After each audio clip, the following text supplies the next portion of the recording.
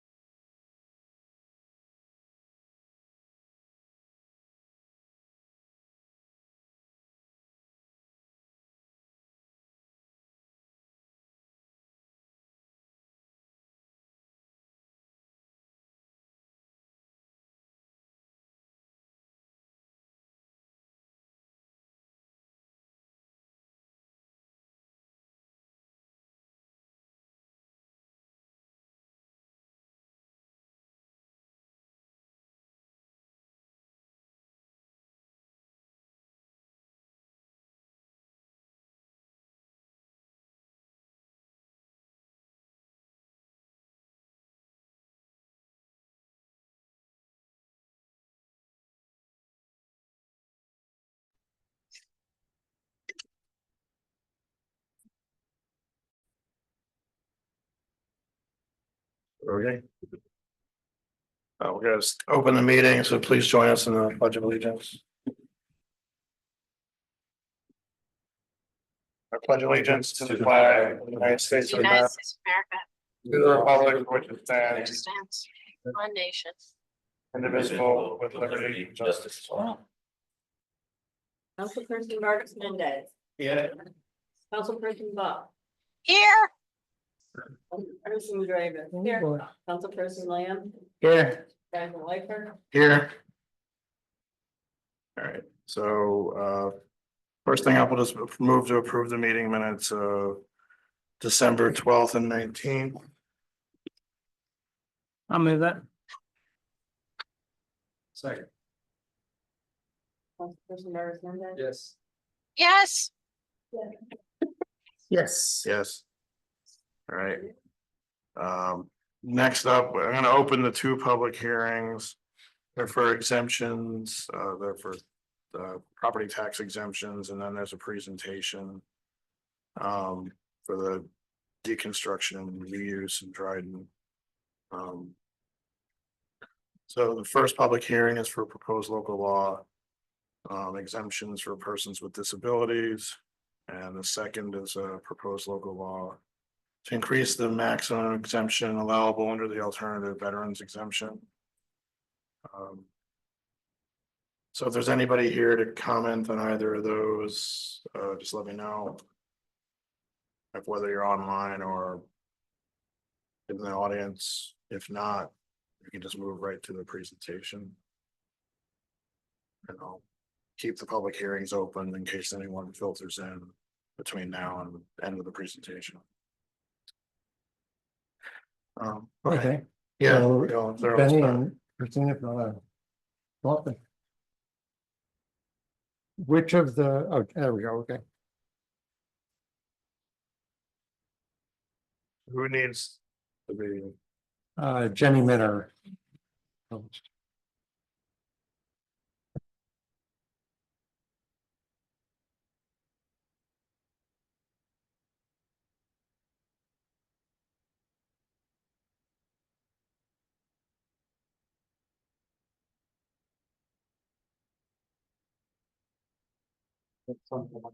oh, sure, okay.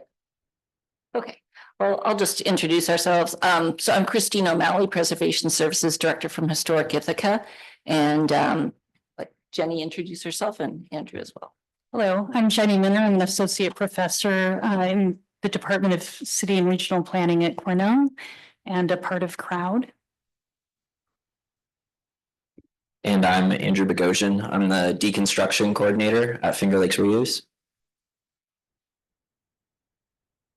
So thank you for having us this evening. We came to you just to talk about the work of CROWD and to talk about the possibility of a deconstruction resolution.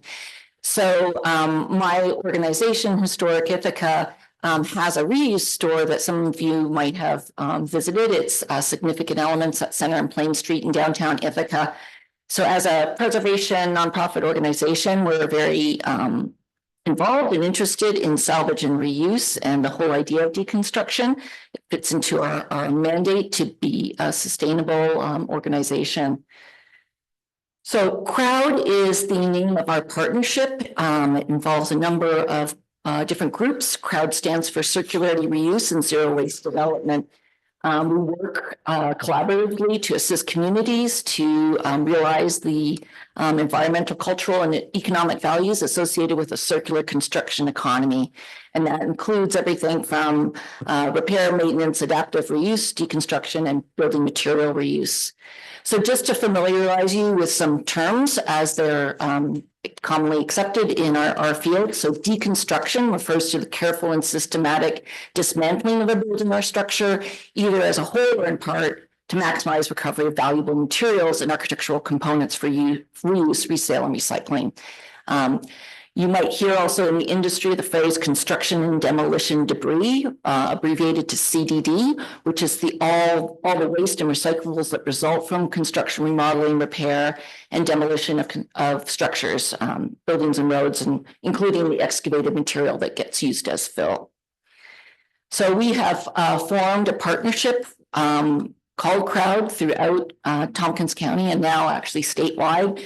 Our group includes planners, preservationists, salvage and reuse professionals, municipal staff, architects, contractors, university faculty and students, and we're all working toward a more sustainable built environment in New York State. One of our sort of signal events was spurred by, our formation was spurred by the demolition of the Chicona block in Collegetown in Ithaca, and you can see some of the items there on the right that we salvaged out of that building, and a letter to the editor that we sent to the Ithaca Voice saying let's not dump Ithaca's buildings into the landfill, and any building, in fact. So we have a statewide organization now. We work on policy development, education, engagement, workforce development, because of course, deconstruction is an economic engine. It can be a workforce development issue. We do a lot of research and data analysis thanks to the partnerships with Cornell University and the students there. We also have a website, and that's, as you see, www.crowd.org, and that's a 0, not an O in the word CROWD. We have a number of resources that are published there. We have white papers, policy guides, deconstruction local policy guides, New York State resource guides, various tip sheets and papers there. So a lot of the research that has been developed and a lot of the material that's been developed has been placed up on the CROWD website, and we encourage you to look at it. We also have a lot of events, ongoing speaker events and educational events. So why we're so concerned about construction and demolition debris is because 600 million tons annually goes into our waste stream. This construction and demolition debris is the largest component of US landfills. So this is a very big environmental issue. And a lot of the construction and demolition debris is composed of material that can be reused or recycled. So conserving buildings obviously is one way of saving embodied carbon, extending the lifespan of a whole building. So we can have, building rehabilitation. In Tompkins County, we've had buildings that have been picked up and moved. So on the middle left slide there, that little yellow Greek Revival house was moved down Coddington Road a few years ago. We have examples where, we get overbuilding on top of older buildings. So that's the Carey building, in downtown Ithaca. We've got fragments of buildings being reused, like the Ironworks building on State Street in Ithaca. And then we have salvage and deconstruction. So it's a spectrum. And the inverted triangle that you see there shows sort of the most preferred to least preferred method. So obviously building maintenance, preservation, and refurbishment is the most preferred through adaptive reuse, overbuilding, whole building relocation, deconstruction, salvage, and then of course at the very bottom, the least preferred being demolition and landfilling. So I'm going to turn things over to Andrew and he can talk about Finger Lakes reuse and our work together. Thank you, Christine, and thank you, Town of Dryden, for letting us come today to speak with you. So I work at Finger Lakes Reuse. I am the deconstruction coordinator. And to just kind of start out, for those of you that may not know about Finger Lakes Reuse, we are a 501c3 nonprofit with the goal of enhancing the economy, community, and environment through reuse. We primarily do that through operating of our reuse stores, which we currently have 2. We opened in 2007. And from that point in time, during that initial year, we actually began our deconstruction program, and it's been a part of our services off and on throughout that time until throughout today. And what my role is at Finger Lakes Reuse is to basically network with contractors to identify how they could reduce their waste, how they can bring in principles of deconstruction and reuse into their everyday, to their normal services, how we can be better at bringing building materials to the stores, as well as maintain and perform the services with our internal crew, which supports workforce development, as well as our volunteer crew. So our deconstruction services are kind of threefold. It's deconstruction consultation. So it's talking with contractors about waste reduction strategies. This includes contractors and homeowners and like general clients. Deconstruction project assistance. So working with contractors collaboratively on a salvage or internally with just our team. And then we also perform reuse and salvage logistics. So if a contractor is just like calls us up in regards to a project that they're working on, we will come by with our trucks and pick up at no cost. And then in addition to our deconstruction services, we also have a building material donation and resale system, of course. So our stores, both our stores accept donations 6 days a week, and we see roughly 150 vehicle drop-off donations a day. So that's a primary way that we receive our materials at our stores that we then resell to the community. And in that, we're a building material reuse center. We have the materials that we both receive at donations as well as have as salvage materials in our projects for sale at our stores. And to speak quickly about the kind of process behind deconstruction, for us, it typically starts with a client or a contractor getting in touch with us, either via the phone, email, or online request portal. We go out and we perform a walkthrough. We discuss the scope, understand what maybe the possibilities are, what the kind of budget involved with that is, and really focus on reducing the amount of waste that a typical project would produce, and instead reinvigorate and bring that material back into the economy. Step 3 is we actually perform that salvage, that pickup, or coordinate the kind of drop off of that material at our stores. And then we finalize the documentation and provide a donation receipt, which can be used as a tax deduction.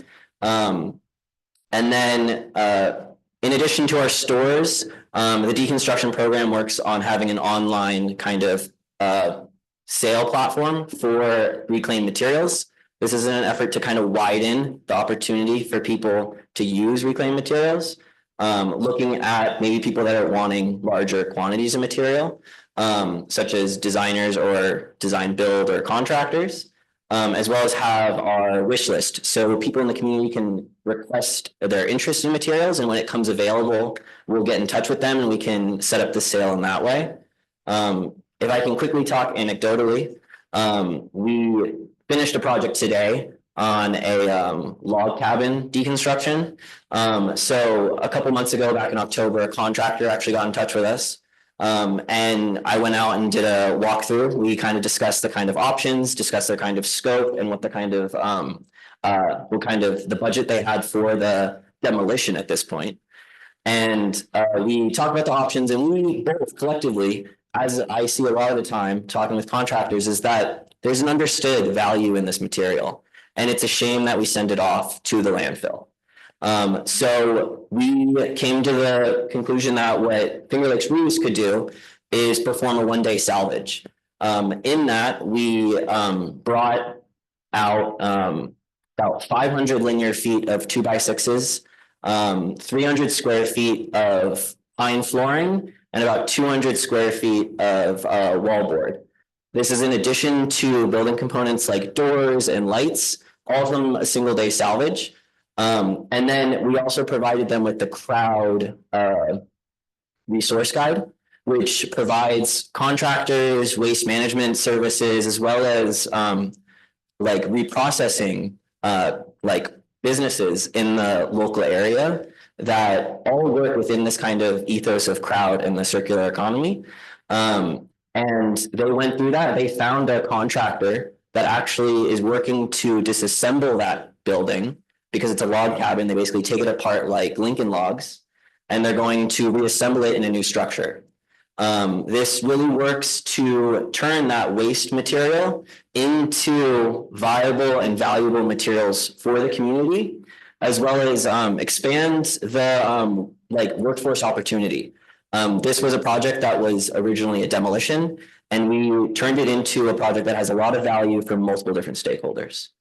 I'm going to now hand it off to Jenny Minner. Thank you. Andrew, you're a tough act to follow. My name's Jenny Minner again. I do research in the Just Places Lab at Cornell, and the work with crowd has been among the most exciting and fun research, creating exhibitions about the value of deconstruction and preservation, working with youth in Binghamton to explore reuse in their community. I'm happy to share a little bit about the resources that we've worked on with Finger Lakes Reuse, Significant Elements, and other partners in crowd. I believe that you've been given access to a local government policy guide. This is a guide that we produced for local governments, just as you are thinking about adopting deconstruction and reuse policies. And within that local policy guide, we talk about different precedents for deconstruction policies from Palo Alto to Portland, Oregon, who was the first city to adopt a deconstruction ordinance, to Vancouver, BC, to an executive order in Pittsburgh, Nashville, with permit delays and material management plan requirements, Hennepin County in Minnesota that offers grants for deconstruction and reuse, San Antonio that recently adopted a deconstruction ordinance and has a really robust and exciting workforce development and equity focused program, to Boulder, Colorado, that also recently adopted legislation and requires the diversion of 75% of materials to be reused, donated, or recycled. So these are a few examples. And now in New York, we have the city of Auburn that passed a sustainable deconstruction resolution, very similar to the one that you're considering. And I think this is a really exciting moment where we see small towns that are beginning to innovate and really lead by example. And I encourage you to take a look at, if you didn't catch it in one of our crowd conversation events, about the story of deconstruction in Auburn of a Denny's. And this is really the story behind the sustainable deconstruction resolution that Auburn adopted. Really exciting work by Dominic, who has been a real champion within the Cayuga Climate Action and Crowd for deconstruction.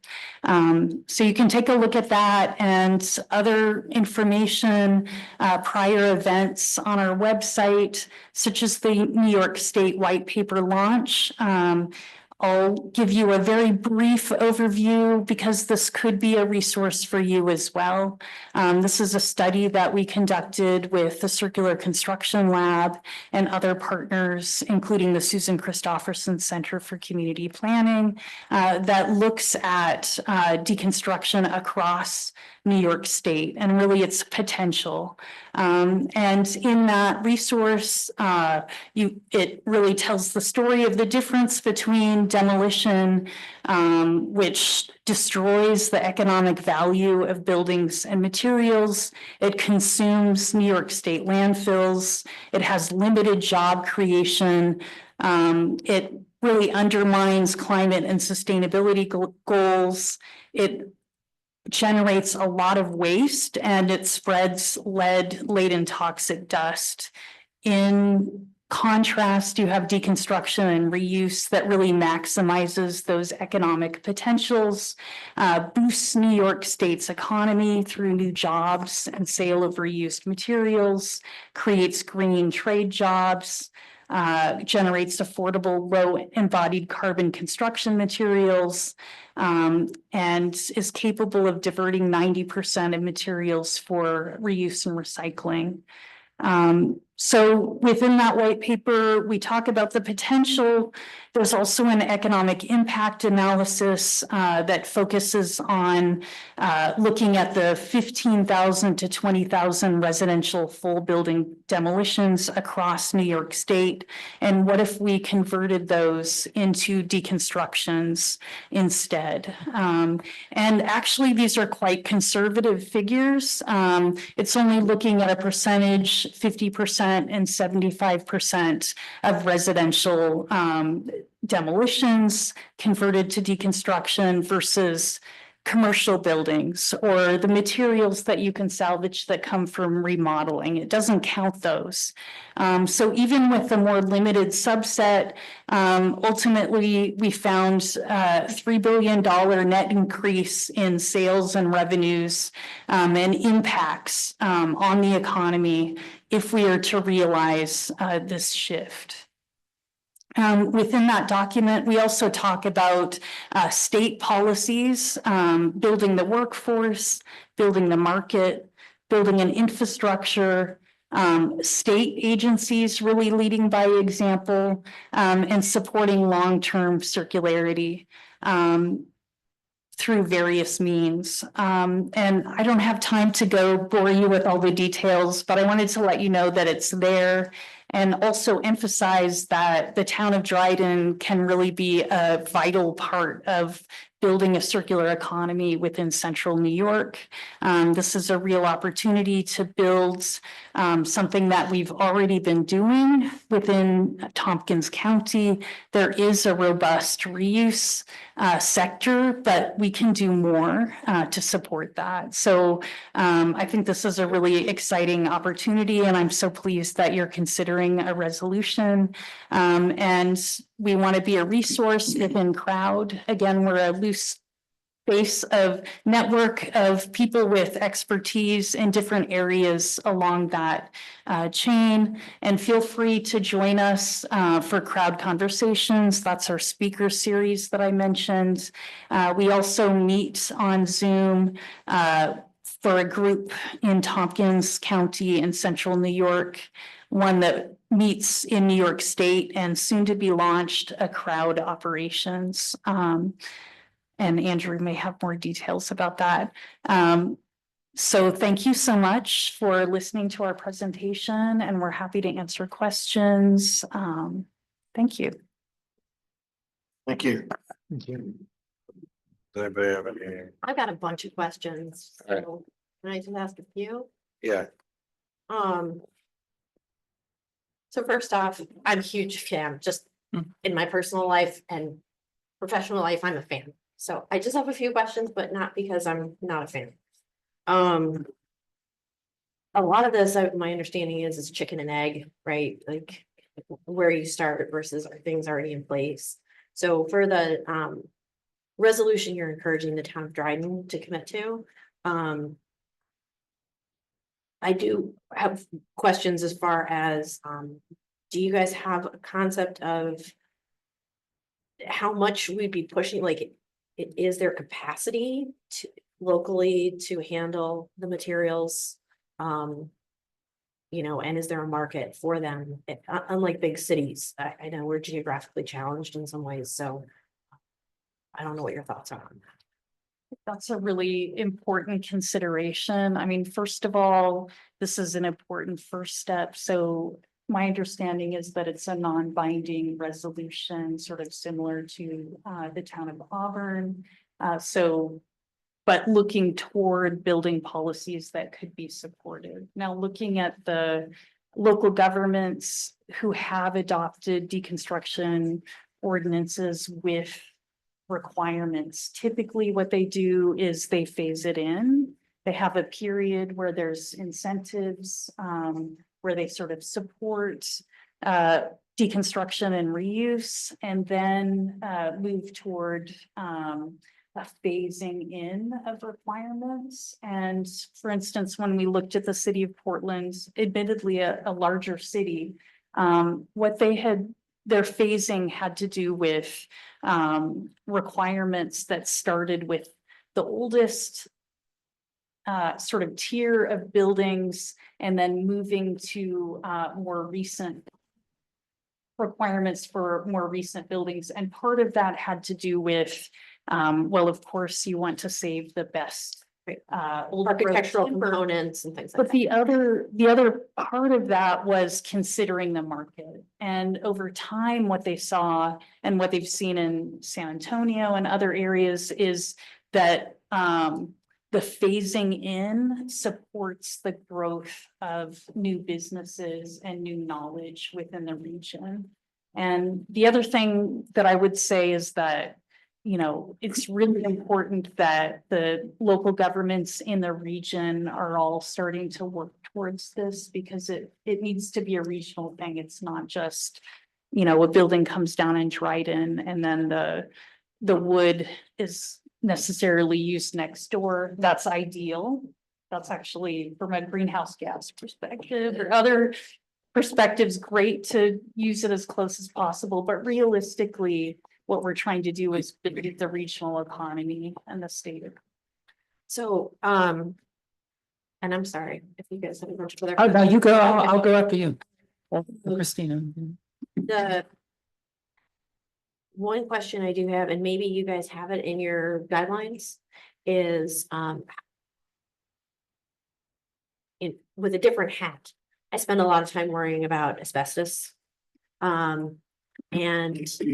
Especially when you're utilizing waste so with residential properties, there's different regulatory requirements when it comes to universal wastes and hazardous wastes and things like that, and asbestos. But do you have any thoughts on how we build into that proper EPA and health standards, so that I'm sure you guys deal with that now. So I don't know if there's guidance for residents in our community on how to address that. So I don't know the specifics for Dryden's permitting, but in most cases, you have to perform a asbestos survey prior to a demolition currently. So we actually don't get involved with projects until we kind of seen that report, as well as kind of surveyed the scene to start to see like other kind of hazards that might be present. If there is lead paint, if there is kind of mold growth, if there is asbestos. It's something that's already kind of baked in to a lot of permitting structure already. And it's falls in line with the kind of processes we take for the actual jobs already. Because we are very careful and cognizant of the kind of hazards that happen in traditional demolition.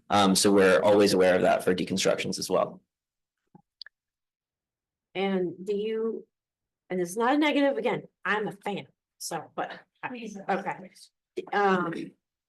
If we were to pass a resolution like this and then our colleagues and our neighbors ask us, do you have a concept of what kind of cost impact this would have on, now for business, I know that costs get quite a significant increase in expense, but for homeowners, do you have an idea of how much cost increase it would be for them?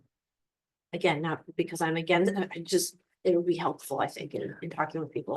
So I don't have the number at my disposal, but what we see is like, yes, at times deconstruction costs more. When we pursue projects currently, we compare based off of demolition bids and quotes.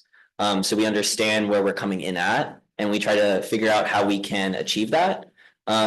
Or alternatively, if the project does go beyond what a demolition quote is at, the tax deduction from the the tax deduction that exists from the IRS currently allows you to write off the building materials immediately at $5,000 quota. So we can often kind of factor that into or demonstrate that to the client that at times the deconstruction bid might be higher than the demolition bid, but you're going to get this back in tax deductions. And then you can also, beyond that kind of $5,000 threshold, you can get an audit. And what we see is that, I don't have the Catherine Commons project, but I believe that difference in that project was way returned from the possible audit they were going to receive from that. So that makes sense. The value of materials. Yeah. So there's that other component to it. So it's the tax deduction, the benefit, and the value of the materials that are returned at the sale of that material, as well as the kind of working of how a deconstruction project can be bidded out. Thank you. Yeah, thank you, Andrew, and Christine and Jenny for coming and telling us about this. I think it's really in alignment with a lot of things we care about. And I don't see anything to hold us back from this resolution. It really just seems to be a message of encouragement to people who are deconstructing in the town to take these principles into mind. And I don't see a mandate in there. No, but Maybe at some point we we talked about others who've passed. Right, but we're not agreeing to that tonight. So, I think you'll get nothing but strong support from us on that. I do want to hear what you think in terms of how we balance our need for housing. What we don't want to do is send a message out that we're being more skeptical of projects and send a message to developers. Oh, here's another hoop you got to jump through. We do want them to do this stuff because it makes sense. It's in their own interest. As you said, up to 90% of materials can be reused. I mean, that's saving developers money. So we want to promote that to do what's in their best interest. But what sort of messaging would you advise us to use to keep our momentum for growing housing stock? We've got a crisis in this town and it's nationwide, as you know. Any points on that? You can speak to it. Yeah. Well, one quick idea in Some local governments have chosen to streamline permitting for projects that incorporate deconstruction. So that is something that you could consider. Or if there's other sort of, every municipality has to weigh what's best within their context, but you could think about if there's some sort of bonus that you would want to incorporate if you see deconstruction. So I think it's an exciting opportunity to sort of think more broadly about how development is occurring and how you want it to be happening and what sort of innovation you really want to focus on and encourage in the community. All right, now you're touching on something because we're in the process of updating our zoning law and maybe there's an opportunity for incentivized zoning in this regard. And not just the deconstruction, but the use of repurposed materials. Yeah, I mean, That's the other. we are path in problem. a second phase of rewriting our zoning law and Mhm. we're at the stage, we've gathered a lot of information. Now we want to fix the words. And we have a consultant on deck to do that. And this might be something we bring up to I our think, consultant. yeah, writing in the use of reclaimed materials is very innovative and I think could be a good direction to. All right, I consider. don't expect you to have any information on this, but if you did, send it to me or Ray and we'll share it with the planning board and see if we can get some consideration of that. That's a pro tip sheet. It's already in here, like suggested zoning language. No, I don't know that it's as, Stuff we can do. Yeah. There's a couple of publications cited. I'm thinking like examples of municipalities that might have tweaked their zoning to incentivize this sort of. Yeah, absolutely. I think there is some within our local policy guide, and the resources on the website, but I'll think about that and see if there's anything missing from Yeah, that we is can that pass something- along. That's one of our police powers is zoning, of course. I mean, it seems to me like a lot of this, I mean, not much of it would be building code related. But there's also things in these proposed actions, like, have you gone to the county about any of this? Cause it, like, these things about creating advisory councils and certifications doesn't make sense to have 9 towns do it. And a bunch of village, like, there's 16 municipalities in this county. You don't need 16 certifications or councils or anything. So there's certain things like county planning could probably get involved in and run, but then, you know, you go to the things like historic preservation, which are usually local, they're not gonna be countywide. And I think depending on what you're doing, like I know historic, like, you know, the office building I'm in got put into a historic district in the city, and I can tell you there's probably nothing about the building that is historic besides the asbestos under the stuff that's not gonna get removed. So there's things that where sometimes that helps, sometimes it doesn't, and I think there needs to be some recognition of that. So I know we're not gonna be committing to do specific things, but it does strike me that certain things are better off done at the county rather than at the town or even at the city level. I totally agree. Oh, sorry, go ahead. I totally agree. And we do have representatives from Tompkins County who participate in the crowd call. And then also from the city and town of Ithaca. So I think there is real potential for a county-wide group. A more official body than the network to really work on this regionally. All right, one other question. This might be for you, Andrew. So last month we passed a resolution in favor of the development of a center for Finger Lakes reuse in the town, and hopefully we'll get a multi-million-dollar EPA grant. Is there any connection between that and this? So that I personally wasn't in those conversations. Our CEO Diane Cohen was working with you guys on that. Yeah, And from what I understand, like a building material kind of component to that reuse center is definitely possible. What I would really point to is the fact that, and I think it kind of speaks to a couple things that were brought up at different points, is a lot of the time this is happening informally right now. And all you guys are really doing through this resolution is demonstrating that the kind of town has this interest and recognition that it's going on, and is going to kind of assist and just recognizing that it's happening.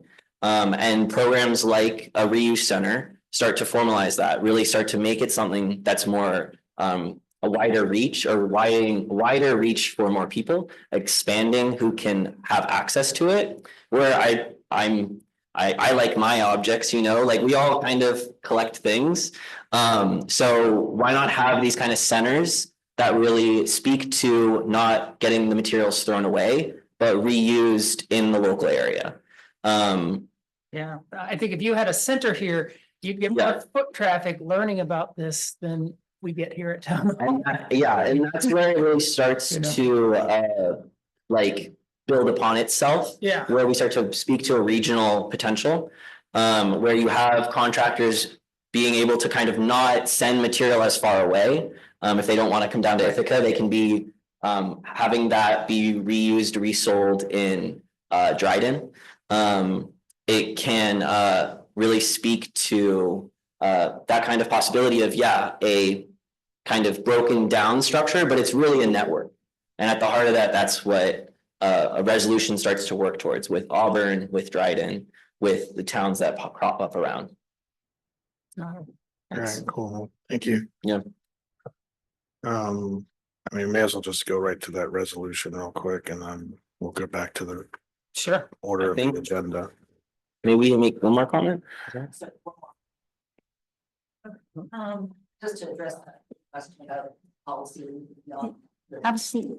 Yeah. I guess the other comment would be that that we're working with Assembly Member Anna Kellis, Brian Kavanaugh from New York City has been seriously considering sponsoring reuse and deconstruction oriented state legislation. So we're very hopeful that there will be more state support. And I hope that a sustainable deconstruction or resolution such as you're passing really, I think, fits well with that statewide initiative and legislative priorities. Sure. Hopefully this Right. will build into. Yeah, I something hope every really- town's being as receptive. Has that been your experience or were you first? Well, Auburn was first. Yeah, but it's built, there's a lot, I think that there's a lot of interest, but you're beating Ithaca. Once again. Yeah, it's not that hard to do, so. Oh. Yeah, I've said it. All right, I'll move this resolution.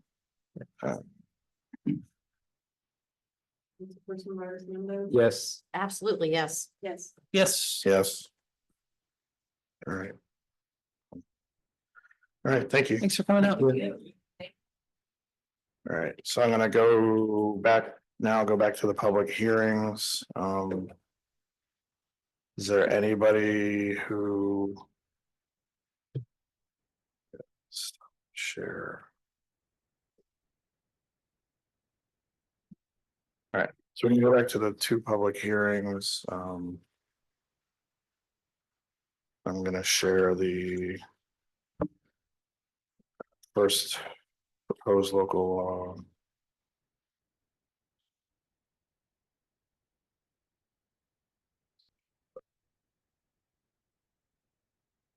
But is there anybody in the crowd who has a comment on this is the exemptions for persons with disabilities? If you're either on Zoom or here, if you have a comment, just raise your hand, let me know. Not seeing any, so I'm gonna close the public hearing for the first one, for the proposed local law for the property tax exemption for persons with disabilities. And there's in the local law, there's a chart that just shows you what the exemption would be. So I'll move this. Sega. Yes. Yes. Yes. Yes. Yes. Right. And same thing here. For the second one is the veterans exemptions.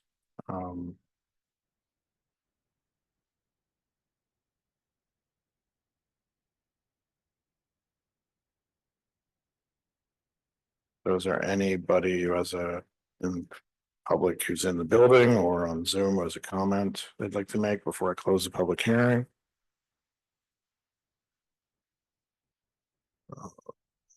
Not seeing any, gonna close the public hearing now. And move this proposed local law increasing the maximum exemption allowable under the alternative veterans exemption.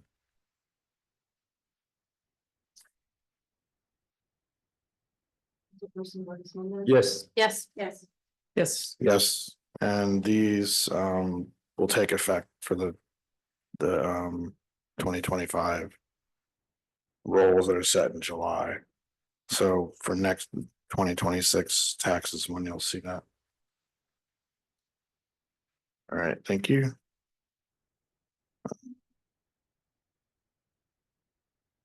All right, Rick, finally up to you.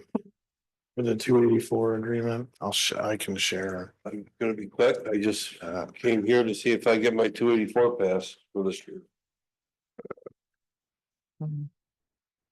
Obviously, as usual, it's subject to change once the snow's gone, the ice is gone, the roads fall apart. We may move it around, but you guys should have all received a copy of this. And I'm just gonna scroll through it so everybody can see. It's Kimberly Drive, Tan Road, Card Road, Scenic Way, Upper Creek Road, Signal Tower Road, Pinckney Road, Fox Hollow Road, Herman Road, West Malloryville Road, Bear Circle, and Chelsea Circle, Yeah. Ellis Hollow Creek Road, Etna Road, George Road, the southern side of the new bridge, Walden Lane. I think you have Etna Road on there twice. I'm reading the one that was in the email sent by Cassie today. So is that posted here? What's that?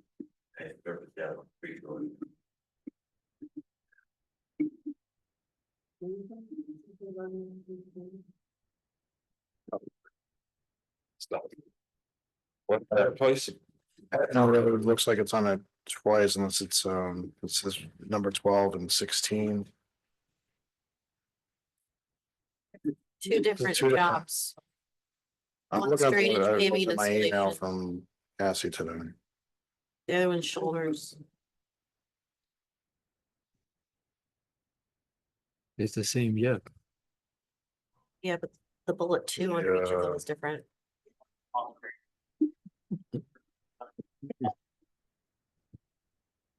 Where's that document? It's the same. We don't have. What did to. Jason and Rick, that's last year's 284. Are you sure? Yeah. Is this And, is if you give me just 1 second, I can send you this year's. what's that?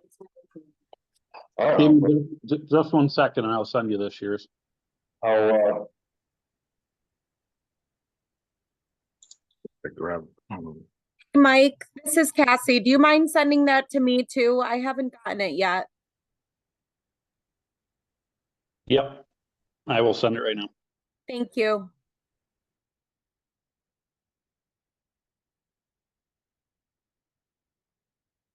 Well, while they're looking for that, Rick, how's your team holding up with all of the plowing they've been doing around the clock? they are just so happy.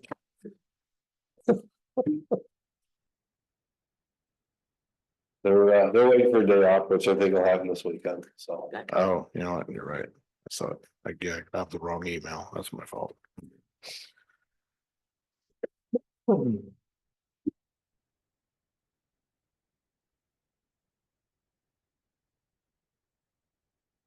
I was gonna say all those roads look good. Why are I don't know where the No. one from last year No, came from. no, I grabbed the wrong email. It's what it was. Oh, It's my fault.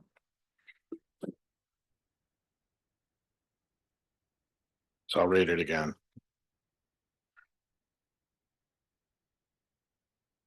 starts out with Doug Road, so you know. Yeah.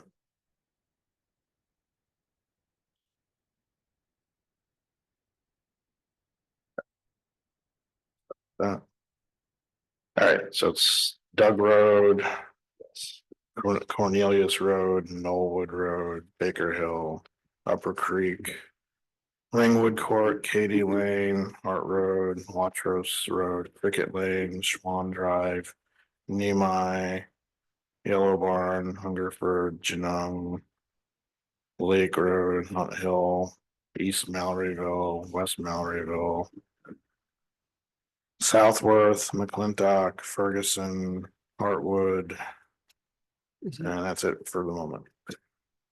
Should be, Yeah. And it's about $3,040,000 worth of paving, shoulders, drainage.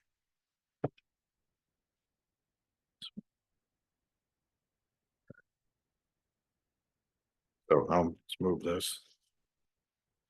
And then we all have to sign it as well. Well, sign it. Hmm? All of us. Yeah, Fine. well, the board's got to sign it. Second, Councilperson Martin. Yes. yes, Yes. Yes. Yes. And do you have the copy for us to sign or? I gave her two, I'll stop up, see her tomorrow and get my copy and you guys will have yours. Okay. Have a I'm good gonna night. pass it down. So, Here it is. stay safe out there, right? yeah, I just did. Wait, you signed one of them or two of them? There's two of them. One is just. Okay.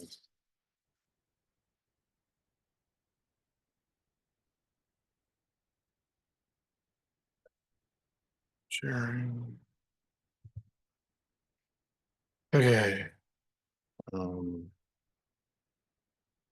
Ray, do you have any? Yeah, so the monthly update is posted up on the web, and the only thing I'll call out is that the planning board got a introduction of a project last month concerning a planned unit development at the end of Cardinal Drive and Hanshaw Road. And so that was just introductory to get feedback. That'll be coming back as an application. They're probably going to take a month or more to put an application together, but that'll come back. And our PUD process is before both boards, so it'll come before the town board and the planning board, and both boards will have a public hearing as part of that process.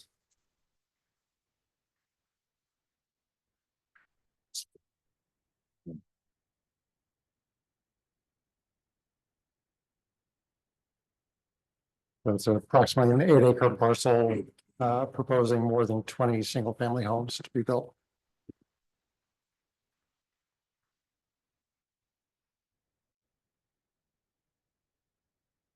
All right, and then, I mean, it's not in the report here, but it's probably gonna come up. I think later this spring maybe, but what we were talking about today with the village about the sidewalks. Mhm. If there's two annexations by the village, it might. Well, one annexation we did last year with the Yeah. Drive Mutual. But then like another one comes. Yeah, there's another one coming up with a Family Dollar. Yeah, So and there'll be a joint hearing. If we do it the same way that we did the last one, there'll be a joint hearing with the village. yeah, The one that's to the east of the storage, east of Pine Ridge Grocers, that was one Family Dollar, that was $1 store. So now it's the other one. It's being new owner and a hardware stores, lumberyard being proposed.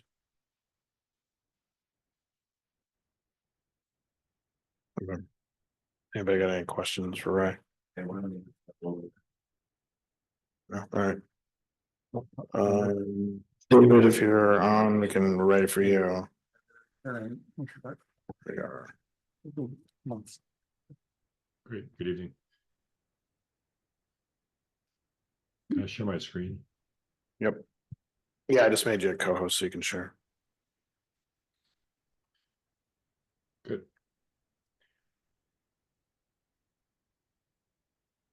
All right, so this is our first report of the year. This is a report on what happened in the month of December, but there's also two requests on the agenda for today. One is to request authorization for Jason to sign a partnership with the town of Caroline. It's the intermunicipal agreement to solidify the details of the relationship with Caroline.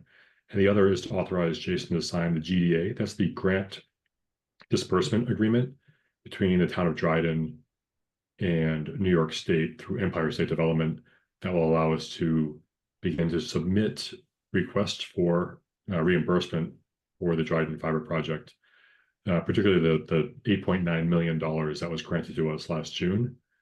The next stage is this grant disbursement agreement.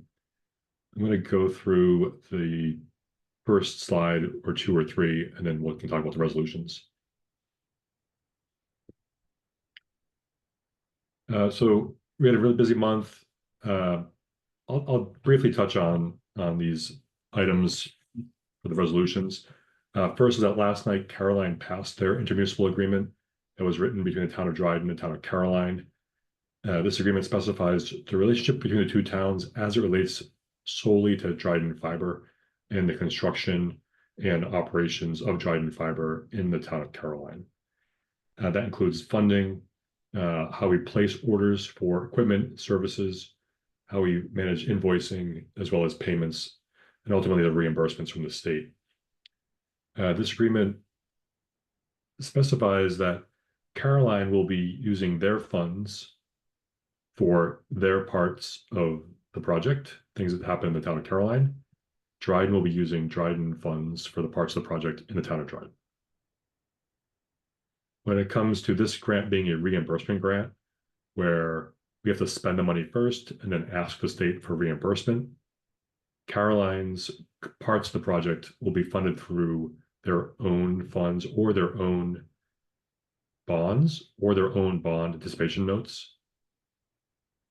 Dryden's will be handled the same way, through either our existing grant funds that we've received or through bond anticipation notes or eventually bonds.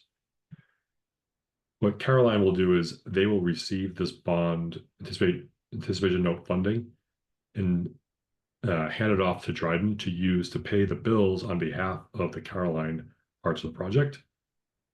That way those vendors get paid with Caroline funds. We're just doing the payment for them as it's identified in this intermunicipal agreement. Then when the reimbursement comes from New York State to Dryden, we then pay Caroline so they can pay off those bond anticipation notes. So we act as a pass-through.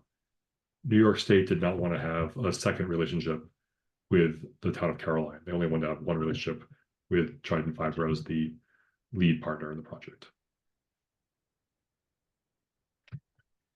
I know I just said that we were talking about this later, but since we just talked about it, any questions about the IMA? I think there was a copy of it in the packet and available on the website. David, did you get the sense from CAO that there are other entities anywhere in the state with similar relationships, like one municipality taking lead while working with another? Not in the way that we're doing it. We're really leading the way, but there will be other projects. Livingston County is another municipal project where it's a county project, so it doesn't really have the relationship between the towns because it's all owned by the county from the start. There's no individual town or municipality owning pieces of parts and paying for it. Yeah, so that makes this a test case or an anomaly or. I'd say more of a test case. I think this is going to be a way that Dryden continues to lead the state and shows other towns what's possible and how towns can collaborate, work together, and deliver on services, in this case, broadband internet. Yep. Good. All right. And then this grant disbursement agreement. The second part of my slide that you're seeing is the grant disbursement agreement. This has been about 6 months of negotiation with New York State.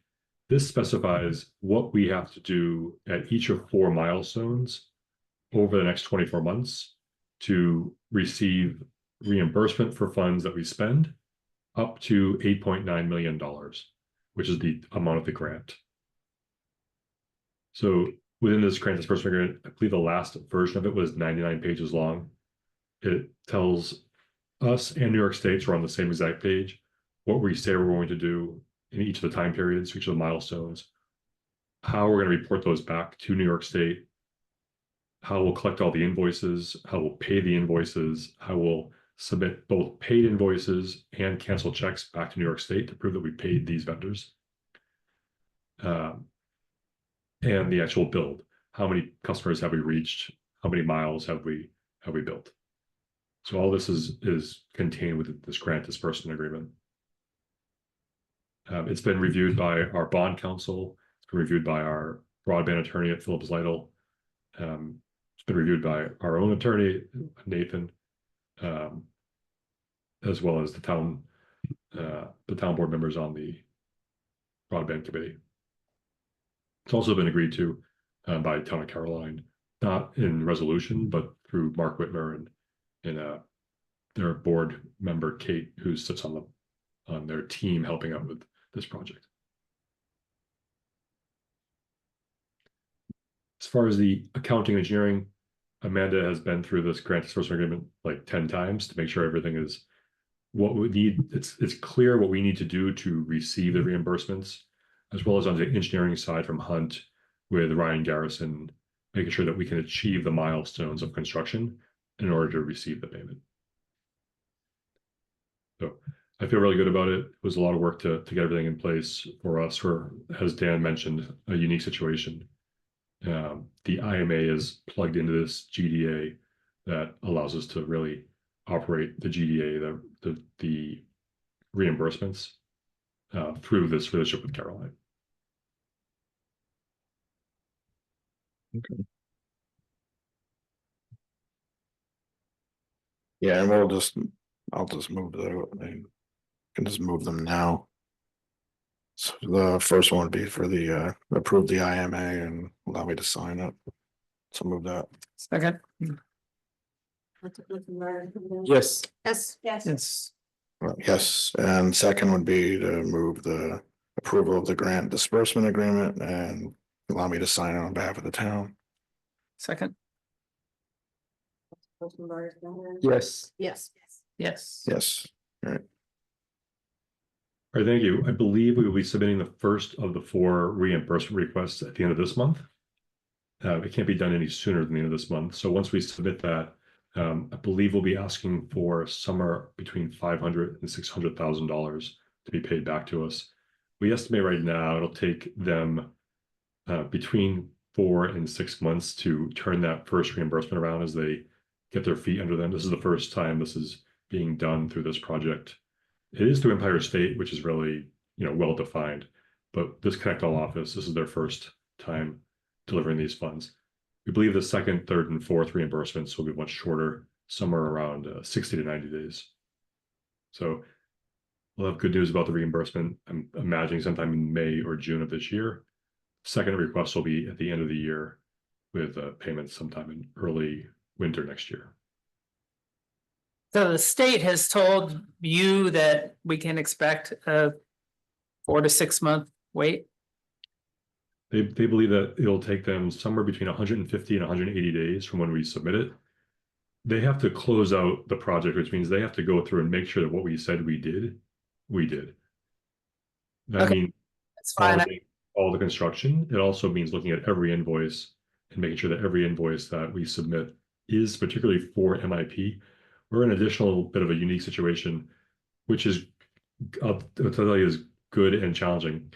We've already started our project. We were 3 years into the project when we were awarded this grant, which meant from like day 1 or day 2 of the project, we were doing work that was now held under this grant, which means we're going to be reimbursed for this.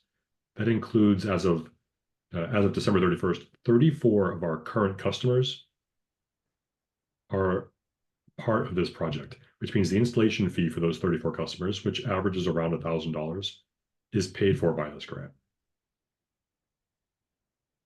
So we're ahead, like we're already spending the money for getting customers installed onto the platform, where many other providers are. The challenge we have is we have expenses that are non-MIP funded and MIP funded.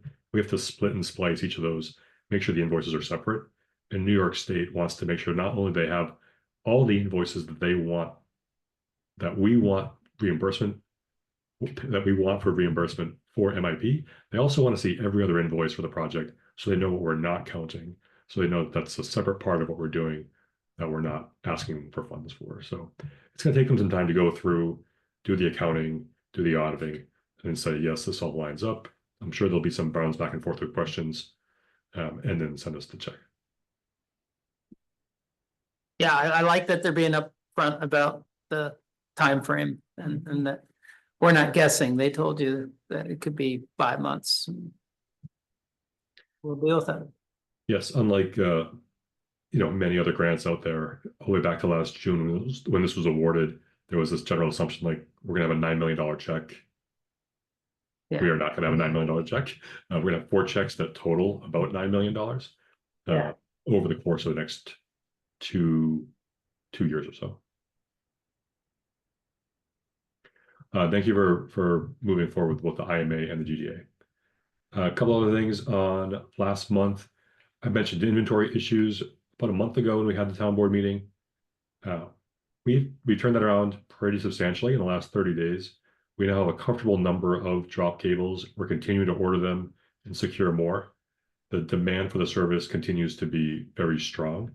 However, we're kind of in a much better position regarding what we need for drop cables to provide service. ONUs, these are the devices that go from the network to the individual houses. We have to have one of these at every house. At one point in, I think November 2nd, we ran out. It took us about 3 weeks to get 300 of them in. We just had 300 more come in. We've already used 100 of those, so we have 500 on hand and are working to order more of those. So we're comfortable right now, probably for the next 90 days, to deliver on the commitments of everyone who's signed up. And then we'll continue to work through and keep replenishing these. Focusing on inventory, focusing on that supply chain is something that is like the furthest thing from the interesting glory part of telling about this story, talking to people, putting signs in people's yards, having these public events where we're talking about the project. But actually inventory is probably one of the most important things, is to have the equipment we need to build the network. Last 3 items, we are now at 1,579 parcels, which is 27% of the town. Between now and we believe the end of the quarter, which is March 31st, we will be adding about 1,576 more parcels, which means we'll be, by the end of this quarter, by the end of March, at over 50% of the town reached with Trident Fiber. Just as like a little bit of a check, a year ago, we had 28 customers. Between the months of December 1st, 2023 and February 28th, 2024, we added 4 customers in those 90 days. We're now adding about 4 customers every day. We have 270 paying customers as of today, 65 added in November. We had another thing that I want to thank the town clerk for her help with regarding the tax bill. We sent out the letter that you authorized back in December with the tax bills to 5,500 taxpayers. Between December 1st and December 28th, we had 77 inbound requests.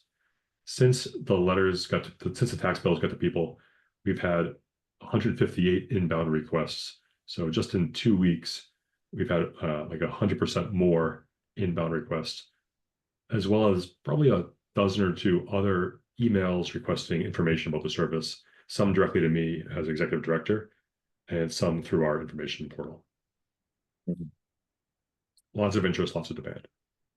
Well, we wonder if hiring you had anything to do with all this growth, David. I think that happened a year ago. Yeah. It's been a good year. Good work. So as of today, we're at 272 installs. This is what we're projecting for the next 30 to 60 days. 35 of those installs are scheduled. 35 more installs are scheduled beyond the 272 that are live as of yesterday. There are 27 more people who need to be scheduled. They've said they want the service. They're in the green zone. It's going to get them lined up on the calendar. And then there are 35 additional tenants who have requested service. We're waiting on their property owner landlords to sign off on those agreements. We're making progress with those. A bunch of those are together as one group. So if we add those together, that's about 360 live customers that we have accounted for right now. So we're gonna hit the target you believe was the end of March. We're gonna hit that before March. So it sounds like. Yeah, I put together some projections for the year. I thought you might ask that, so I'll just show you the next couple slides. This is the draft goals for 2025. As I said, as of yesterday, we're at 272 customers. Might be a little small. Our current estimate is that we'll do 30 more installs in January. And then if we have a consistent growth, which is 3 installs per day, 20 working days a month, we'll do 64 more installs each month the rest of the year. Brings us to about 1,017 total customers by the end of the year. Which means by the end of March, we'll be at 432. That's incredible. Now, this is flat growth. We haven't had much flat growth. It's been growing substantially month after month. 65 in December, 15 in November because we had an equipment issue, like 30, 20, like 10 before that. So it's ramping up. Probably both in terms of demand and our capabilities to our partners with Clarity Connect and with Gleeman doing their job on inventory. This is another way to look at the draft goals, which is we do 30 more in January, which that's already scheduled. We hit 80 in February, which we have easily the demand to hit that based on everyone who's already signed up needs to be scheduled and those landlord property owner signings. Then we go to 100 in March and maintain 120 per month for the rest of the year, and we'll be close to 1,600 by the end of the year. It's possible. This is like our stretch goal that we're working internally, but I'm kind of asking the town board to be supportive of us pushing our teams to what we need to do to reach these and help reach these people. Yeah, I think that, I mean, we definitely want to do that because I know when we first studied this, the total number for break even was 2,000 is what we projected, and this is without even the Caroline part piece of this, which, you know, those customers, those subscribers are going to contribute towards the, you know, the project as well. So Yeah. Yeah, we think it's about 1,200 households in Caroline. I think the take rate will be slightly higher because they have many more locations that are unserved or underserved. So if we get a 50% take rate in Dryden, we'll probably get 60 to 70% in Caroline. Hmm. And then we can use that to help make it more competitive to invite people from Dryden to sign on. right. Yeah. You know, going over 50% take rate townwide. I mean, our original survey showed that there is interest in up to 90% take rate.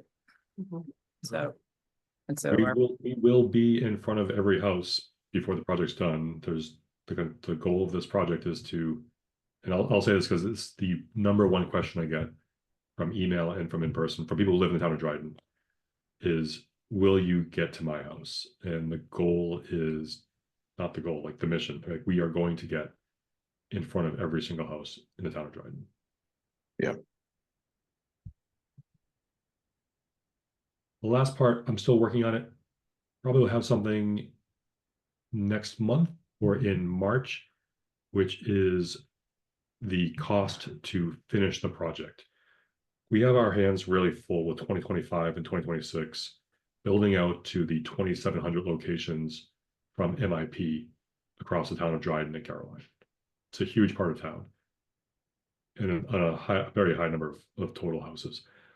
What will remain are parts of the southeast of town along 38 near the lake, Route 13 between Dryden, the village of Dryden and Varna, and much of Ellis Hollow, Snyder Hill, and parts of Route 79. Those 5 or 6 main neighborhoods are not part of the MIP grant because they already have broadband. Almost all of them have Spectrum.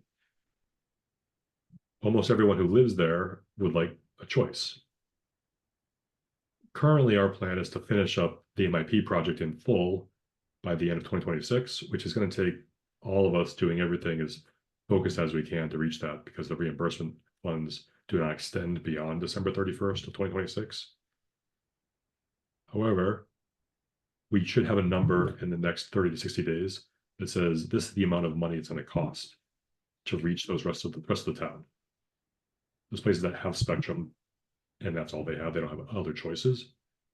And then ask the town board, do we want to spend more of the planned bond funds sooner to make the teams bigger on design, construction, splicing, and ultimately installations, and try to get more of the town done sooner than the end of 2027 or 2028. I don't have a number yet, but that's one of the tasks that we're going to work on between engineering and accounting, is to figure out like what's it going to cost us to bring Dryden fiber to the rest of the town, and do we want to basically take the money from these bond anticipation notes sooner, grow the team within engineering and construction to bring this to the town sooner.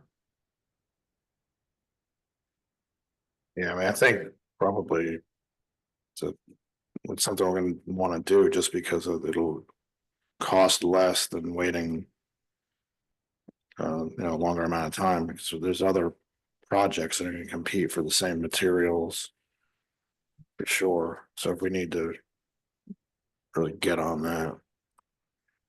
Well, my view has been this, the more paying customers we can get, the better, the sooner. That helps us pay off. So if there's a way that we can accelerate the draw on those bonds and have the work done. Some of the impressions I've received so far is that there's a limitation in how much contracting capacity we have access to. But if you think we have access to the build out capacity, we should by all means, because we got residents saying, where's my internet? Sounds great, but it's not on Proville Road. Including all 5 of you and myself and Caroline, like we do not have the service yet. The town board. But Yeah. and they want a piece of it because it's something that we're involved in. Do it while they're still interested. So I think we're unanimous in saying as much as we can, as soon as we can. Yep. We will start to work on what that looks like as far as financially. Jason's right. There will be 2 or 3 different things. One is there's a lot more players, which means it might be harder to get equipment in 2 or 3 or 4 years. The second, which I discussed with our partners at Netegrity today, they're the ones who do all of our customer service to manage our network. We do not yet know the impact of potential tariffs on some of the equipment that we're buying, which was as soon as Monday. So we're trying to figure out how that's going to impact the total cost. And the third is that our initial estimate for the town of Dryden that was published in 2022 has increased by about 26% in the last 3 years. Labor has gone up, equipment's gone up. So we're going to continue to see that growth. If we can spend more now, get those teams working now at these rates and this cost of equipment, it might make sense to have just pound it up, get it all done, and just be done sooner than parsing it out, seeing if it works. I think probably the reason to think about this 3 years ago was, can we build this? If we do, will anyone show up? I think in the last 12 months, we've proven we can build this and people will show up. Yeah. My impression also is that the BEAD money hasn't really flooded out to the market yet, and that's the money from the infrastructure law. Our money came from the Reinvestment Act money, so we've got like a 2-year head start on federal funding streams that are going out through the states. And so as that money gets out to providers, it's going to increase demand for supplies. Is that your impression, David? Very much. Yeah. Yeah. Do we have staging space to front load our purchases? Do we have space? Staging space to front load purchases. Staging space. We do. We had that issue back in October where the Connex, which is the container that's somewhere in town property, I don't want to disclose where it is, where it's full. And our partners at the Dryden DPW found a second completely full-size container for us to use for storage. Okay. If we need to, there was one purchased for this project 3 or 4 years ago. We could probably get a third one if we need to. We'll definitely be doing a third one in the town of Caroline for staging of their equipment. We're working on locations for that over the next few months. Also, my office is not fully, there's a little bit of room in my office. I can store some stuff in my office too. At town hall. I've got a barn. I mean, the stuff that we're buying, specifically the fiber, has a functional span of like 40+ years. So like we can buy it and store it in Dan's yard in his barn for a year or 2 or 3 years. It's not going to go bad. When we plug it in, like we're going to be able to use it for decades. Yeah. I don't have driving fire yet, but I have the equipment. Yes. It was a really positive month. Thanks for your time today and for moving forward with the IMA and the GDA. I know New York State will be happy to see this get moved forward too. Yep. Yeah, Thanks, Dave. yeah, thank you, Dave. And we have a broadband committee meeting tomorrow as well. Yeah, if anybody wants to hear more. Okay, just gonna go right down. We have a couple more resolutions. Since we don't have a county legislator here right now. The remaining ones are it's a contract for the employee assistance program.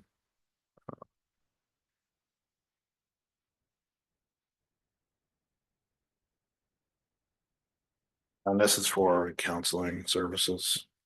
So I want to move, Second. let me share the resolutions so people see it. Oops.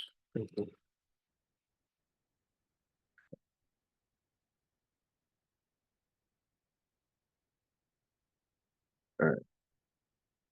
And this is part of the, I guess, offerings from the Health Insurance Consortium. So I'll move this, and I think Leo seconded, or, yeah, Yes. Yes. Yes. yes, all right, thank you. And then there's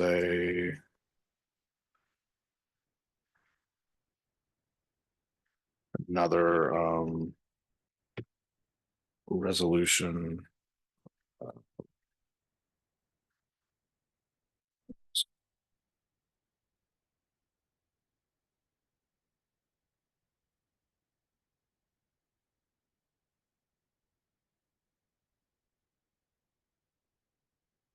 To make an appointment of Sue Funicelli to the Rail Trail Task Force.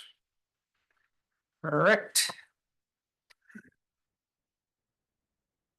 So I will move that. She's gonna be great. Thanks. I second. Person minus the name. Yes. Yes. Yes. Yes. Yes. Okay. And then just the committee reports. Just go down the line. I'll go down the line. Yeah. There is not much to report from the Affordable Housing Committee, except that I was again reappointed to be the chair of the committee. And we are in the middle of our conversation about the zoning report, NAN's zoning report. And with the idea to provide a few comments to the planning board, hopefully in the next month. Okay, cool. Thanks. Conservation Board update, I already gave it last month because the date had changed, so the last meeting was early, so you've already heard the update. We haven't had a meeting yet, our meeting's next week. I think we had our town board meeting after the last planning board meeting as well. So Yeah. I don't know if there's anything exciting other than, Tony's still the chair, and that's great. We reappointed him, as you all know. I was surprised frankly at how much press or concern the PUD concept on Hanshaw Road got picked up on some Facebook comments and you know, I think we've got to look at all sorts of alternatives for housing and these are entry level houses and you know, when we go out and we hear comments, we got to just remind people that we want people to be able to afford starter homes and things are going to look a little different in some places, but that's what we've got to do. Yeah. But that's just my little editorializing. I'm eager to see proposals for housing, especially affordable housing. Yeah. As you all are too. Yeah. Yeah, because I mean, cost of living is pretty much on everybody's mind. Yeah, there's a way to build more affordable, you know, using a more affordable construction and footprints. We should get behind it. Yep. And then for ag committee again, like well, they haven't, this month's meeting was canceled. And then I think last month was just general zoning discussions. And then DRYC meets next week, but they're trying to schedule the kickoff meeting with CHA about the project out back. So. Oh, good. So it hasn't been scheduled yet, but they're trying to get them to come to the DRYC meeting. And they're the consultants. Yeah, they're the consultant we hired. So that's all for that. And I guess now we're up to the citizens' privilege. So if there's anybody here who wanted to, I guess there's a list, or anybody online. They got a couple. Okay.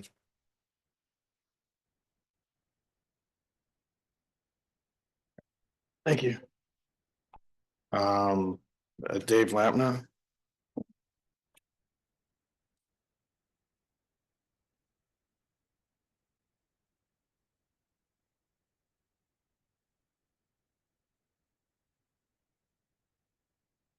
I'm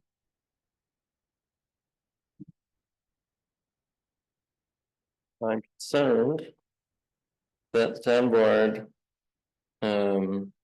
is reaching out to people's employers and which enables retaliation against people's employers to members of the town and community. So that's my concern. Haven't we had a little trouble hearing you? Would you mind? Yeah, sorry. I'm concerned that the town board is speaking to town residents, employers about what they say at town board meetings. Which encouraging retaliation against them for things like that. I don't know where that's coming from, but If you had any verification, we'd be happy to look into yes, that. I would like to find some verifications. Okay.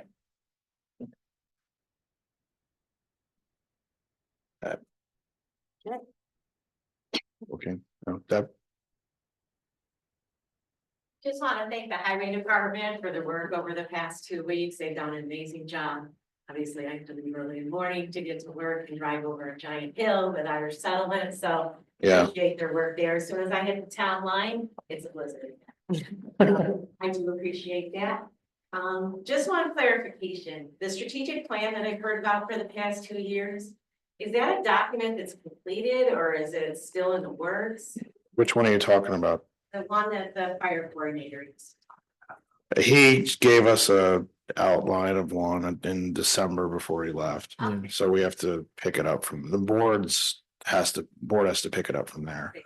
Okay, so then that's why one of the fire chiefs has to see it, because they Yeah. figured they would be involved like right from the ground floor. Yeah, I mean, they all did their own for their departments, but they're gonna be involved with ours a little different than theirs, though. It's a different, You all feed into each other. yeah. And that performance standards, what are the minimum performance standards for the departments in their contracts that are set? There are none because there was a year ago when we attempted to put some in, they all circled the wagons and said they don't want them in the contract. We had talked about vehicles on the road within 10 minutes of a call. Okay. 80% of the time, and that was deemed unacceptable. And so we were disappointed by that. Okay. I'm gonna forward you guys an interesting article that I found that a Cornell student did about, response times in rural areas. It was actually all about Tompkins County. And it's very difficult to even hit 10%, based on the data that they had from the students. So I am gonna send that to you. I'll send it to you. I'm sorry, that was by a Cornell student? Yeah, I actually got a copy here. That I just didn't get a chance. Do you know the student's name? I can get it to you and it's in there, so yes, I can. He did it between, I think it was 22, March 3rd and 22 was on the article. Yeah, I think you're referring to one of my students. Yeah. Yeah. You can send it to me later. Yeah. That's fine. Oh, you know what I said? Yeah, wonderful. Yeah, thank you. Never mind. Okay. Is there anybody on Zoom who wanted to speak? Or address the board? To see a couple of people there. And Hello? yeah, Linda, and I saw your email you sent like at 6. I saw it come through. Yes, I just wanted to reiterate my email and to say that I am still interested in talking to the other board members to try to see if we can come up with a resolution. We have, in fact, and I do have data to prove that this year was our best year for our call response. So I would like to continue our conversations and try to come up with a resolution so that the town does not lose the 5,000 gallons of water that we can offer to assist when there is fires. And I would like to also point out that, you know, I understand Freeville and Varna came on our EMS calls, but they did not come on our fire calls and service calls. So therefore, putting that added burden onto them with their crews and cut back-to-back calls eventually is going to burn out their crew. We all need to work together and have hands in there. So I really hope the board reconsiders our contract. And like I said, I am willing to meet with anybody and talk to you and go over the numbers that I have.